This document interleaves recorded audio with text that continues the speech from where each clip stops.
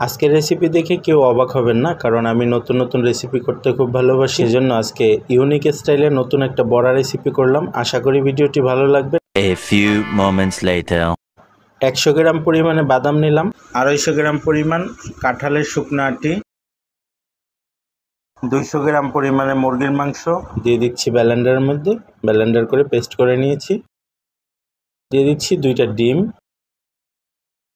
1 table চামচ সাদা গোলমরিচের গুঁড়া, 1 কাপ পরিমাণ পেঁয়াজ কুচি, কাঁচামরিচ কুচি, সামান্য পরিমাণ ধনেপাতা কুচি, 1 টেবিল চামচ খাবার লবণ, হাফ চা চামচ বিট লবণ, সামান্য পরিমাণ টেস্টি সল্ট, 1 কাপ পরিমাণে বেসন, 1 চা চামচ লাল মরিচের গুঁড়া একটু কালারের জন্য, ঝালের জন্য, 1 চা চামচ হলুদ গুঁড়া।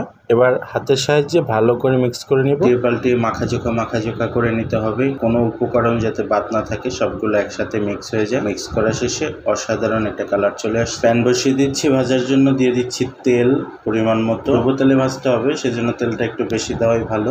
টপ করে সবগুলো ছেড়ে দিচ্ছি। বাই দ্য ওয়ে, আপনারা দেখছেন সোহেলের রান্নাঘর, আমি মোহাম্মদ সোহেল শিকদার। সবাইকে স্বাগতম। আশা করি ভিডিওটি ভালো লেগেছে। আপনি আমার ইউটিউব চ্যানেলে ভিডিওটি দেখে থাকলে চ্যানেলটি সাবস্ক্রাইব করে বেল আইকনটি বাজিয়ে দিন। ফেসবুক পেজ হলে ফলো দিয়ে নোটিফিকেশনটি অন করে দিন। সবসময় নতুন নতুন রান্নার ভিডিও পেয়ে যাবেন। আশা করি ভালো লাগবে। এক পিঠ উল্টিয়ে দিলাম, এবার আমি অন্য পিঠ উল্টিয়ে দিচ্ছি।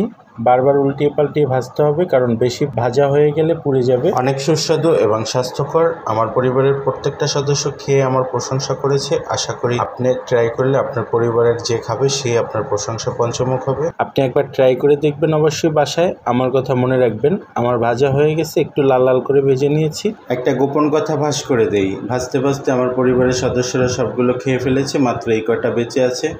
আমি নিজেও খেয়েছি, কারণ অনেক মজার হয়েছে। উঠিয়ে নিলাম। অসাধারণ চমৎকার একটা কালার আসছে এবং অসাধারণ খেতে লাগে। একবার অবশ্যই ট্রাই করবেন। গরম ভাত আর পাতলা ডালের সাথে জমে যায়। আবার এইটাকে আপনি তরকারির মতো রান্না করতে পারেন। একেবারে সফট, ধরে জাস্ট চাপ দিলেই ভেঙে যায়। সবসময় আমার ফেসবুক পেজ এবং ইউটিউব চ্যানেলের সাথে থাকুন, দেখতে থাকুন রান্নার সব নতুন নতুন ভিডিও। ভালো থাকবেন, সুস্থ থাকবেন। আল্লাহ হাফেজ। আবার দেখা হবে নতুন কোনো ভিডিও নিয়ে।